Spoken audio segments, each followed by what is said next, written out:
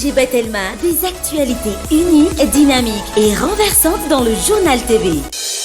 Université PEF, parcours études et formation, département formation en ligne. Université PEF, Malouchaoano ni Fampalalambauvau. Université PEF, l'excellence à portée de main. Rejoignez UPRIM, 5 filières au choix, paramédicaux, droit, gestion et management. UPRIM, Malouchaoano ni Vavo. Investissez dans une valeur sûre. Choisissez UPRIM.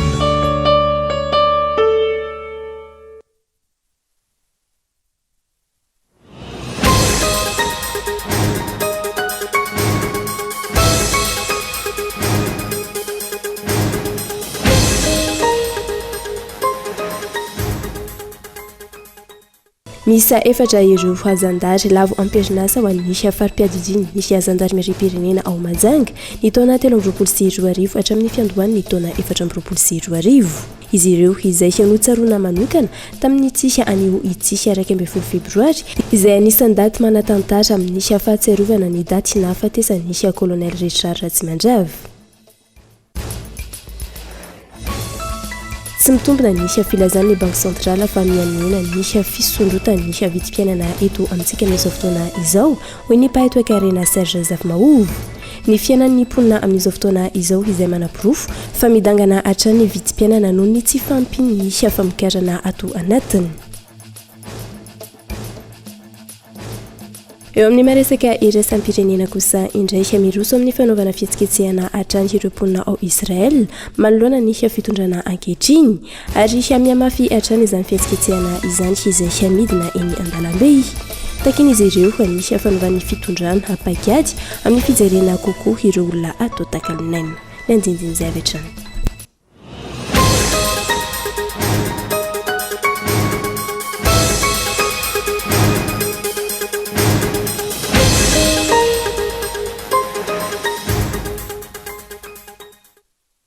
Manaitra ny arapa tombokilasy tomboko vavy tonga soa ato anatin'ny fampahalalam-baovao ny Kolo TV amin'izao alina izao ka manasanao fanaraka izany hatramin'ny farany.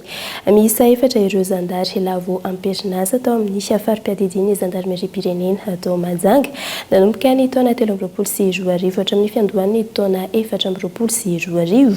Izy ireo izay hiatsaroana manokana amin'ny tsisy androany itsisy 12 febroary izay daty manatantara amin'ny fahatsiarovana ny nahafatesan'ny kolonel Richard Ratsimandrava. Fanampanazavana hoentin'ny Kolo Majanga.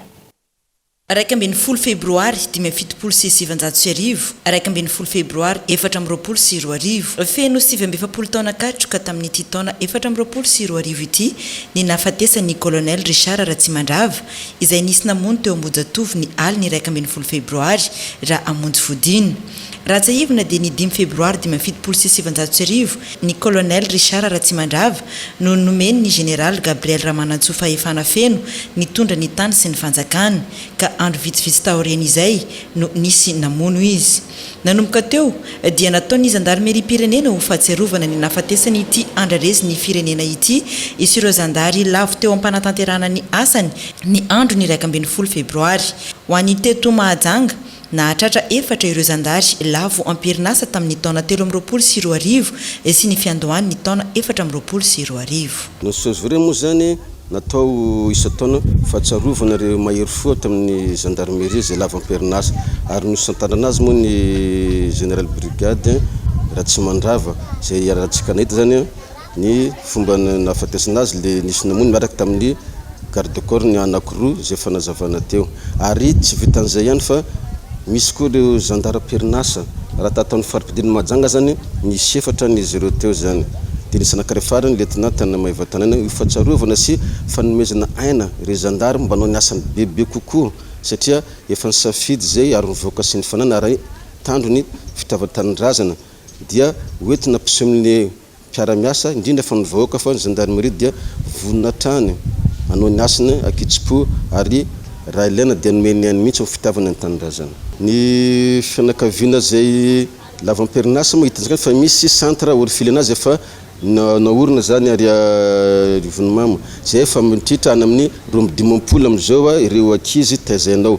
Igny zany dia volan'ny zandary ampiarinasa no manao fanampiana ho an'izy ireo mba mba misy andraisananjazy entona azy mandrapa afaka ny anybaka zany de fa misy ireo ana fobe no mitantana anazy mikarakaran'izy ireo na do aty amin'ny faritany zany dia makany fa manao fangatana zany le reny dia voray zany izy ireo araka ny fandaminana misy ao any mba tsinjovana an'le zanaka navelany tompoko lahy zany. Ho an'ny teto Mahajanga dia natomboka tamin'ny fotoam-pivavahana tao amin'ny toby kolonely Jean Philippe ny andro ny 10 febroary ary taorian'izay dia niroso tamin'ny fametrahana fehezam-boninkazo teo amin'ny tsangam-bato ny mahery fo ny gendarmerie pirenena teny amin'ny bord de la mer izany.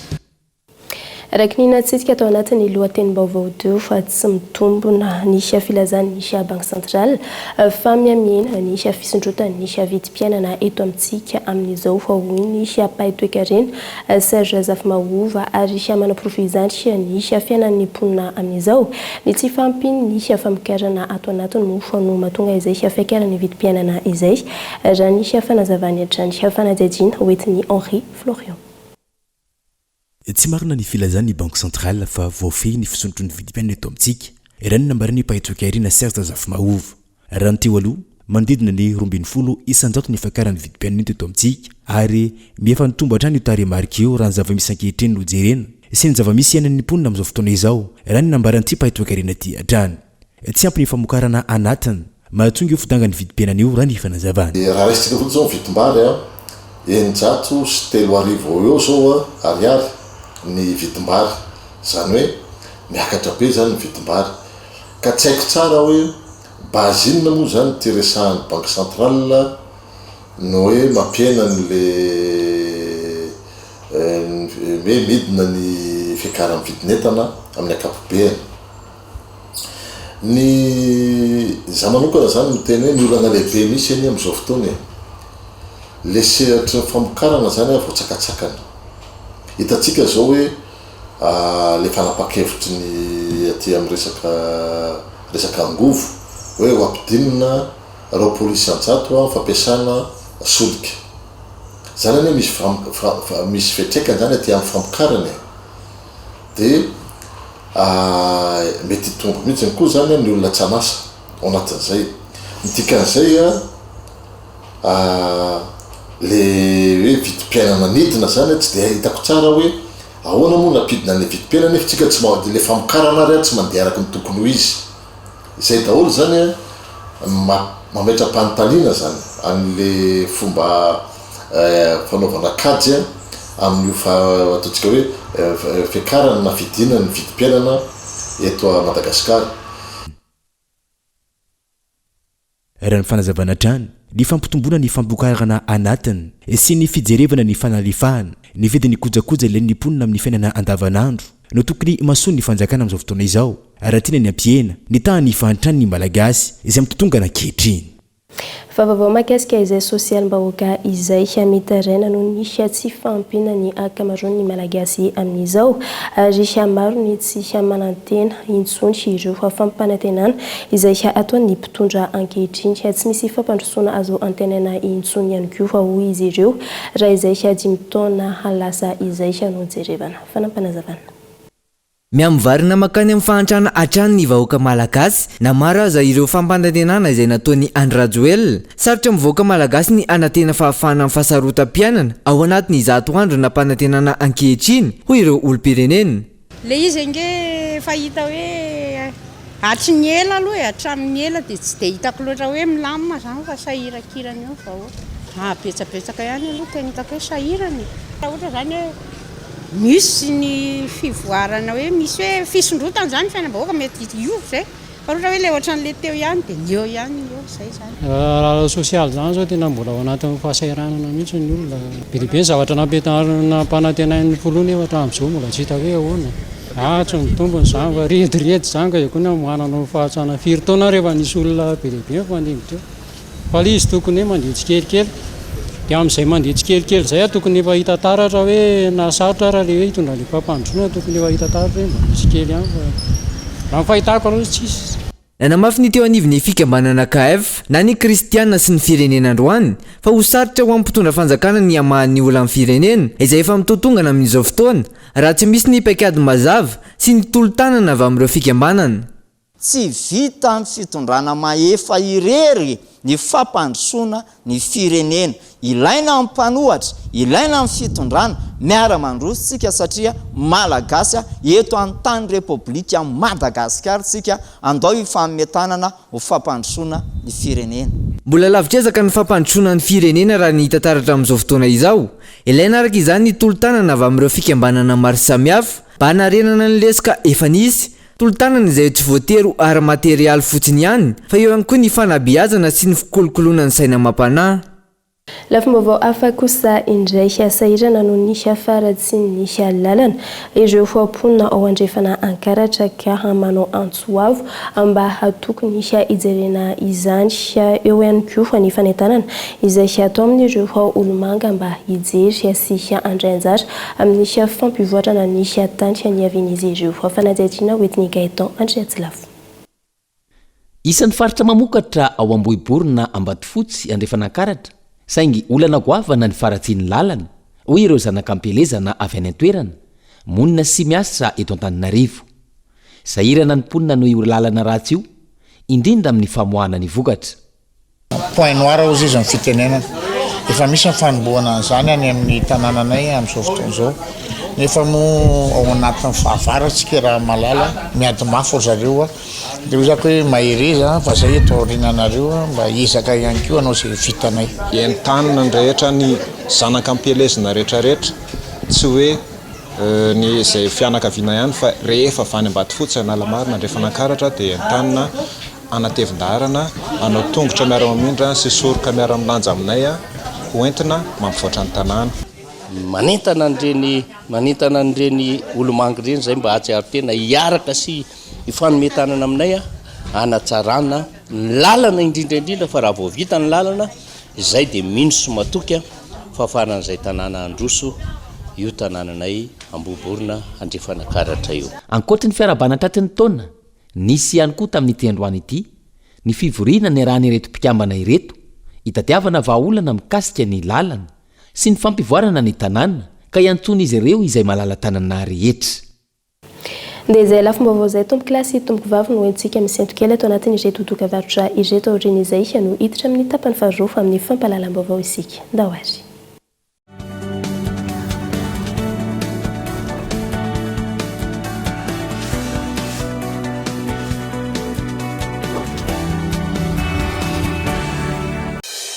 Université PEF. Parcours études et formations. Département formation en ligne. Étudiez en toute liberté où que vous soyez. Rejoignez notre programme de formation 100% en ligne pour décrocher des diplômes habilités par l'État, licence et master. Regroupement en ligne avec interaction. Cursus adapté à la situation des travailleurs en quête de promotion professionnelle ou de reclassement au niveau de la fonction publique. Équipe pédagogique dynamique pour assurer les mentions de votre choix. Informatique. Option administration réseau, génie logiciel et base de données. Management et administration des affaires. Option finance et comptabilité. Entrepreneuriat. Droit, diplomatie et relations internationales. Option droit public, droit privé, diplomatie et relations internationales. Rejoignez notre programme de formation 100% en ligne. Université PEF. L'excellence à portée de main. Contact 038 45 085 85 020 85 085 85. Efa miandranao amin'ny telma ny smartphone raitra dia raitra Samsung A04e sady afaka alohanao tsikelikely mandritra ny enina na sivy na 12 volana mbola mahazo bonus 50 mégabe zao ianao miaraka amin'ny zara cadeau ary indrao ny toe-bolanao manomboka amin'ny 10 ariary isan'andro tonga vaingana any amin'ny Telma Shop.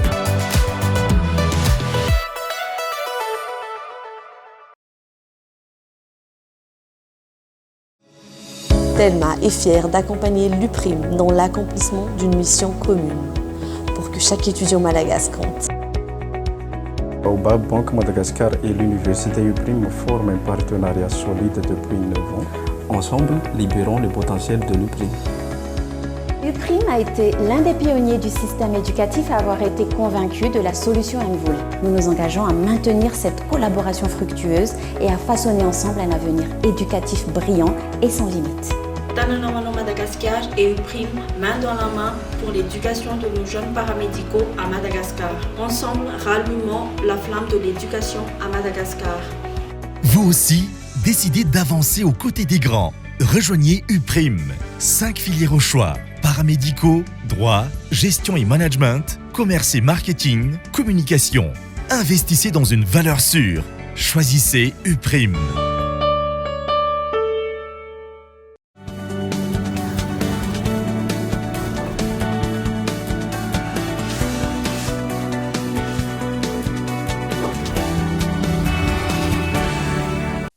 Tavaverina indray eto anatin'ny fotoanany fampahalalam-baovao isika mamerina ny araba tombo klasy tomboko vavy fialafim-baovao mahakasika ny fitaterana kosa indray tsy mifanaraka amin'ny asa fitaterana eto amintsika intsony ny sarandalana misy raha ny faneho-kevitra nentin'ireo ampitatitra androany maro ary betsaka ihany koa ny vola mivoaka hoy izy ireo noho ny antony maro samihafa fa indrindra ny faratsian'ny lalana fanadihadiana hoentin'ny Gaëtan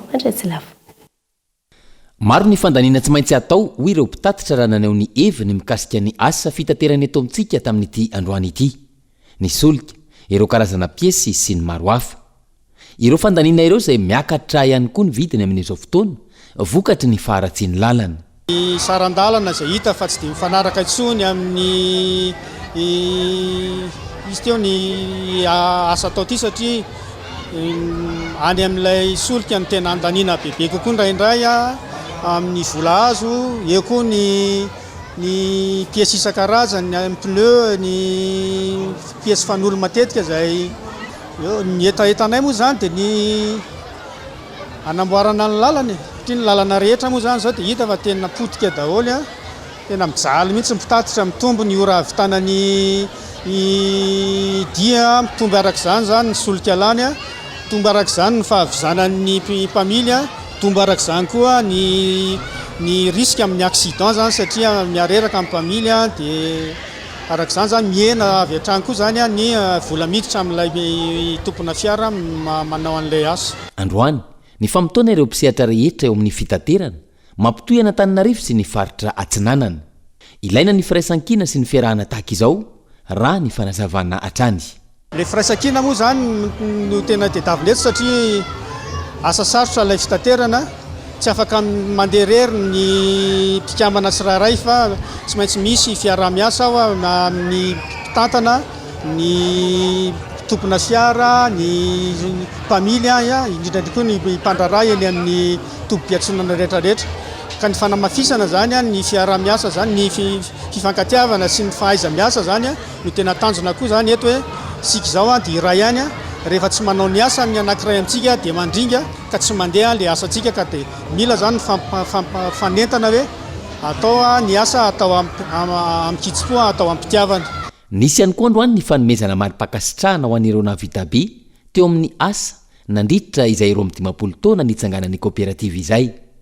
Nisy ny kilalao isan-karazany, ny arahany mpamily, mpanjifa, mpibata entana, mpivarotra tapakila sy ny maro hafa, ary nisy ny fizarana loka ho an'ireo mpandresy.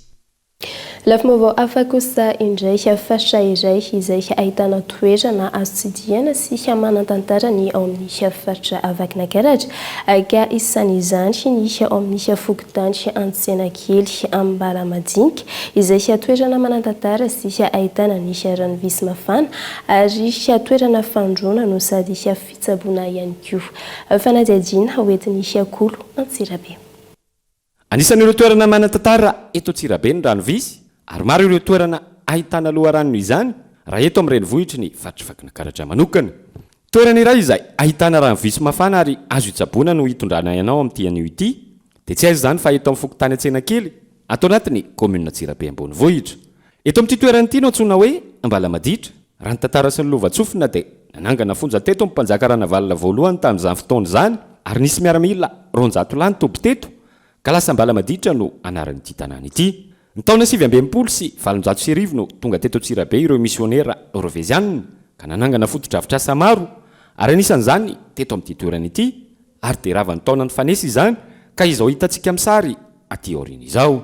Ny rano visy dia fanagasiana ny teny hoe Eau de Vichy. Vichy izay toerana misy rano visy any ala Frantsa any raha ny eto amin'ity toerana ity dia natao fandrona sy hitsabony ireo karazana aretina maro ny rano visy ary mafana izy io raha ny fanadihadiana natao. Fandrona dia olona tsy salama zany no matetika ny makaty ohatra hoe le anerzika reny mbola mararirary vavony aretinaty folaka manao masazy rano masazy zany le izy misy efa irahany dokotera avy any maketrika mandeha mitsabo amin'ity rano ity izy matetika aloha zay foana ny tenen'le olo hoe naleva ny dokotera tatena izy satria alerjika ny zanakay dia zany efa zany dokotera anay aty fa rehefa indray sitrapony miakina amin'le olona le ohatra hoe tondra olona manotra izy mandro any an-trano ihany netika rano nitsabo ty rano ty mafana fa ny any mangatsika fa ny tsirony sy ny goany tovy ihany be dia be ny olona mitsabo eto masitany ka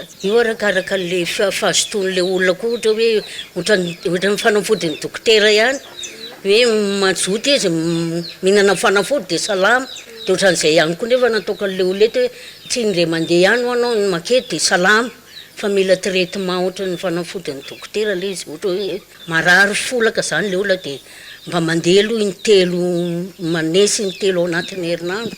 Ny taona 2024 no nisy teratany vahiny tonga teto Tsirabe ka nanampy sy nanangana ity fotodrafitrasa ity izay natao trano fandrona ho an'ny zarambabe bahoaka ary rano visy mafana avy amin'ity loharano hitantsika eto ity no isasany.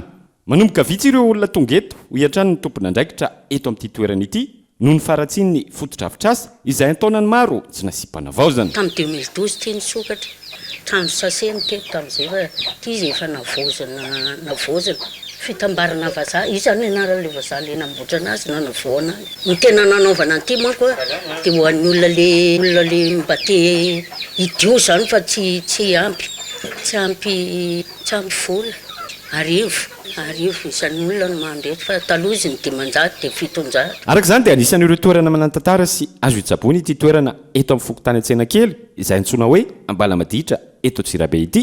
Saingy noho ny faratsy fotodrafitrasa sy ny taona ny fanesy dia tsy mba nisy ny jery sy ny karakara taona maro dia aoriana.